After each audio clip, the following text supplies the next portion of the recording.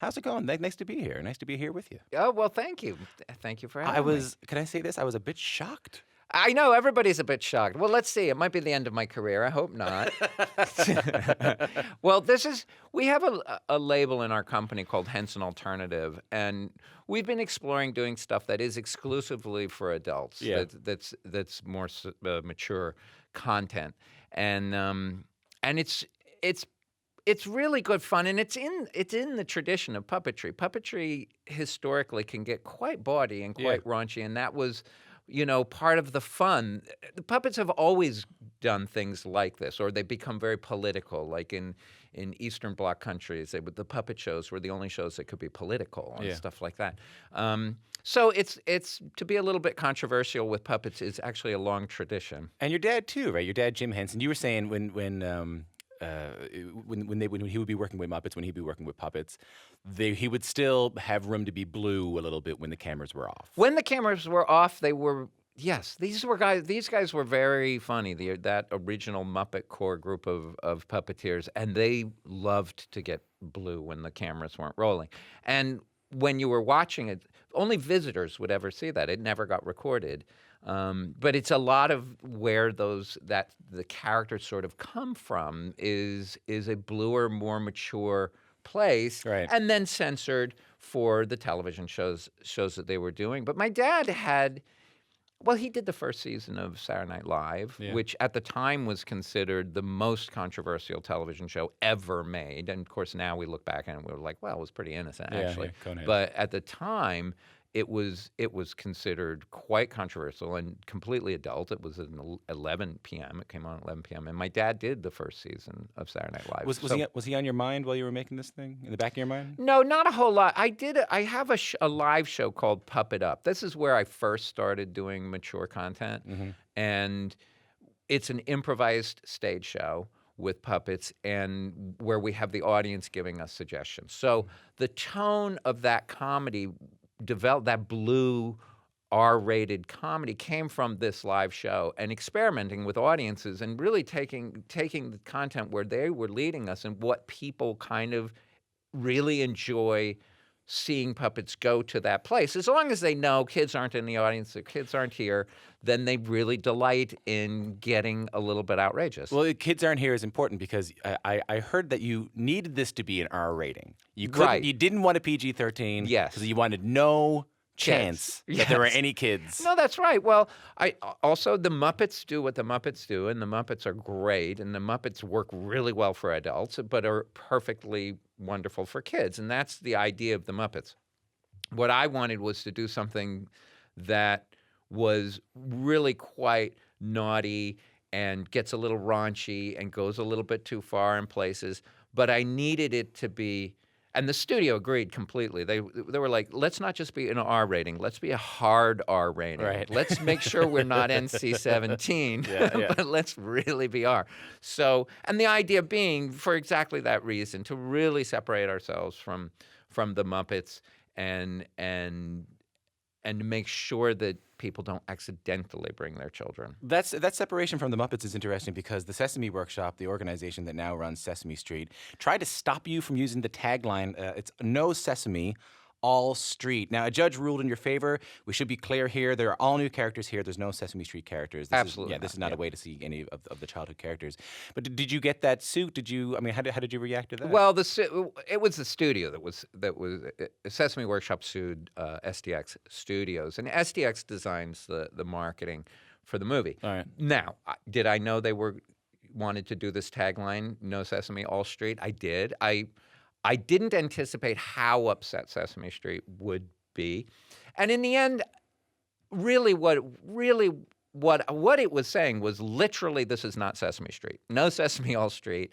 And so in the end, I could understand why the studio wanted to do it, because it sort of references it, but it says we're the opposite of Sesame Street. And Sesame Workshop felt the need to, as loudly as possible, yell, we have nothing to do with this movie. And by suing, that enabled them to make that statement. So I think in the end, that was a lawsuit just to make sure everybody knew where everybody stood, and I think it all blows over. It's a funny world you're in, Brian Henson. It's a funny Yeah, I world. know, a little bit weird. You're kind of caught between these two worlds. Eh? Yeah, a little bit. A little bit. The Henson tone of comedy, we've always been sort of the anti-establishment, a little bit naughty, Yeah. and I think that I think it's kind of fun and cool for us to do some stuff that's at this outrageous end of the scale that really is just for adults, and yet at the same time, it's a real sophomore kind of humor. I mean, when you go that far, I'd say probably our core audience is 45 to 55-year-old adults that are really loving this movie and loving letting the puppets go to that place of, really? You really went there? And What? I mean, I know the film is weird. The film was in the works while we were prepping the interview. You and I were just talking. I didn't get a chance to see a final cut. I know people are wondering and listening to this. Just how raunchy does this puppet film get? Well, first of all, it's a film that's set in a world. It's a fantasy world, but it is our world, but with a minority population of puppets that live amongst us all the time and everywhere in the world. There's terrible prejudice against the puppets, and so that's the atmosphere where our film is coming out of that society, a highly prejudiced society. The prejudice is there; it's palpable in the air, and the story follows basically these two characters. Melissa McCarthy plays Connie Edwards, and then this puppet character, Phil Phillips. They used to be police partners, and then Phil was fired. Puppets are never allowed to be cops again because of things that he did, and they hate each other now, and they're forced to work together to solve this crime. It's a great character-driven story. Could absolutely have been a PG. But I wanted to just push it a little bit too far in places. And there's a murder scene that happens in a pornography shop. Well, it's a puppet pornography shop and studio, and so you see what puppet pornography is, and then the characters get murdered. There's a sex scene that goes too far, deliberately. Yeah. And yet it is organic to this world, but it does go, it goes too far in a couple of places. You've said too far a few times now, Brian Henson. Oh, well, because honestly, I think I could be wrong, but I think with an R-rated comedy, it is good to have moments where you go, are they really going there? Oh my God, they've really gone. Oh my God, they're really going there. Yeah, it's kind of. I had that in the trailer. For God's yes. sake. Well, and then they put it in the trailer. So if you've seen the Red Band trailer, Happytime Murders you've trailer. seen where I went too far. I didn't want it to be in the trailer, and there was a long debate with the studio. It's like, come on, really? Because don't you want people the next day to just say, you should go see the movie? I'm just going to say Silly String. Yeah, and that's all. But it's in the trailer. I think on live morning radio on the Canadian Public Broadcaster, that's all I can say. Yeah, I don't know that I can even. You keep saying describe it, and I'm like, do you really want me to describe it? Yeah, I know. I don't want an NC-17 rating for this show. Brian Henson, in the Happytime Murders, were there ever times where you thought, oh, this might be pushing it a little bit? Yeah. I mean, like I said, there's a couple of moments where I feel like it's pushing it a little bit too far. But we take innocent concepts like Silly String and then apply it to a moment that deliberately goes too far. But using something as ridiculous and innocent as Silly String, in the pornography sequence, we are taking the very innocent concept of milking a cow and then pushing it way too far. And drugs and sugar. I mean, and the drugs is actually sugar, but there are drug sequences. But puppets get addicted to sugar. That's just something that happens to puppets. It's like heroin to them. So there are drug sequences where and it happens to be that Melissa's character. For reasons that I can't say because it'll spoil the story. She's also susceptible to this sugar addiction, and she becomes a sugar addict. But here's where I am on it. When I first watched the trailer, I thought I was like, oh well, this is like an R-rated, shocking version of these shows I'd seen in the past, and using puppets. But as you said at the beginning, and I think it's important to note, it is also a way of telling some pretty important stories, right? This film. Oh sure, I would say. The way we cut it in the end, with all movies like this, there's lots of people involved in the cutting. And in the end, it's playing as a tighter comedy. There has been longer versions of the cut that get a little bit deeper into the societal issues. Um, yes. One thing that you can do with puppets that you can't do with actors is puppets don't carry baggage. When the audience goes to see a movie with actors, every character walks on screen, and the audience is actually carrying a lot of baggage. So the audience sees somebody, and they're making tons of assumptions: skin color, their weight, the way they're dressing, their accent. The audience is making all of these assumptions that then puts a box around what that character can do.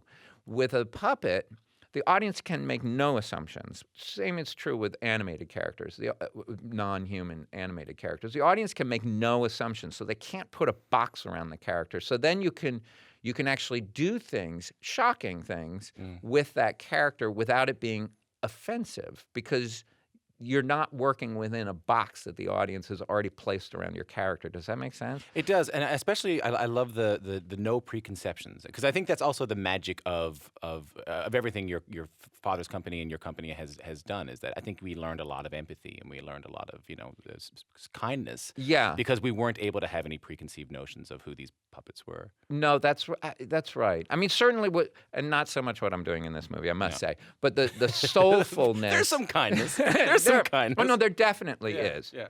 And the puppets are fighting a righteous battle against prejudice in their society in Happytime Murders, but it's done in an R-rated, fast, punchy comedy. But the Muppets, it was always that soul that was there with the Muppets, and that sort of, in some ways, is anti-family. With the Muppets, it wasn't about, oh, family needs to stay together. I think my father sort of had a sort of a big picture view that, being tribes is not good for anybody. Saying family comes first and then tribe comes second, and to hell with everybody else, and we'll all fight about it, is actually what leads to war and all of that stuff. And the idea that you can connect with somebody that's so different from you, so that a pig and a frog can fall in love with each other and all that stuff, and that becomes their families, that's actually what pulls the world together. What a way to grow up, man. I know. I know. I had a weird household. I bet. You had a little weird felt siblings. Yes.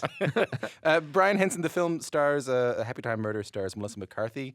Her husband, Ben Falcone, is one of the producers. Yes. That's a big get. Yeah, absolutely. Originally, the character was written for a man, actually. It was a male character. They were meant to be ex-partner cops, and they are like trying to out-testosterone each other, out-tough guy each other. And then Melissa read it, and she wanted to play it. And she didn't really want to change the character, which is fantastic. She was like, I don't want to feminize the character. She always rewrites her dialogue because she's got such an ear for dialogue. So she rewrote her part, but she didn't change what the character was. There's almost no femininity to her performance in a hilarious way. Was she improvising at all? Often. Yeah. We had developed this show, Puppet Up, which was an improv comedy show, and that's what developed this tone of humor. And I have never done a Muppet movie or anything like that where we ever improvised at all. We locked the script in pre-production. We shot the script. We didn't change anything. And with this movie, we were bringing in that improvising energy, which is tough because puppetry is so technical, and really improvising requires that things aren't technical, that you can walk anywhere in the room and nobody knows what you're going to do, and you can't really do that with puppets. So mixing improvising, which is a loose comedic art form, with puppetry, which is a very, very tight technical art form, was tough. But we had really the greatest, Melissa, Maya Rudolph, Elizabeth Banks, Joel McHale. All of these guys are really great improvisers. So we mixed it together, and it was tough. It's two very different techniques, but to push them together to create a different energy was well worth it. What do you hope that the Happytime Murders adds to the long and storied legacy of the Jim Henson Company?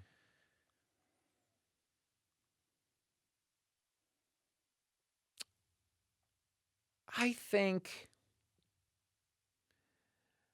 mean, truthfully, I know it's a hard R rating, but it's it's an opportunity for adults to laugh at themselves. I think that that's an important thing. I think we all take ourselves a little too seriously. I think right now, particularly in America, America's so polarized, and everybody takes themselves too seriously, and that's why they can't talk to each other. And I think a lot of what you can do in this area is you can talk exclusively to adults and then really tell them what they are, and really get them to not just go, "Oh gosh, am I that?" But to laugh at themselves for Right. being that. If you can laugh at yourself for your flaws and your quirks and your prejudice, if you can actually laugh at yourself for it, then you now have an opportunity to change.